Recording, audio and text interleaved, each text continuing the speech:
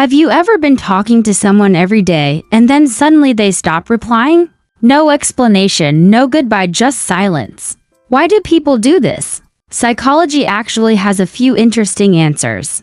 One reason is emotional overload. When someone feels overwhelmed by conversations, expectations, or emotions, their brain sometimes chooses avoidance instead of communication. Another reason is loss of curiosity. At the beginning, conversations are exciting because everything feels new, but when curiosity fades, people slowly invest less energy. Sometimes it's not about you at all. People disappear when they are dealing with stress, anxiety, or personal problems, and silence becomes their way of protecting themselves. But the most important thing to remember is this: when someone suddenly stops replying, their silence usually tells you more about their situation than your worth. You might have experienced this before. One day everything feels normal, you're talking, sharing things, even laughing. And then suddenly, the replies become slower, shorter, until eventually they stop completely. In psychology, this behavior is often connected to avoidance.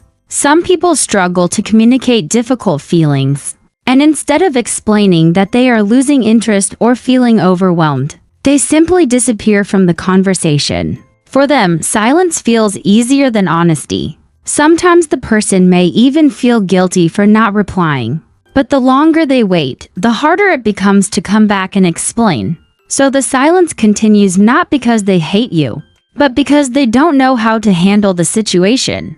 But here's something important to remember: someone's silence does not define your value.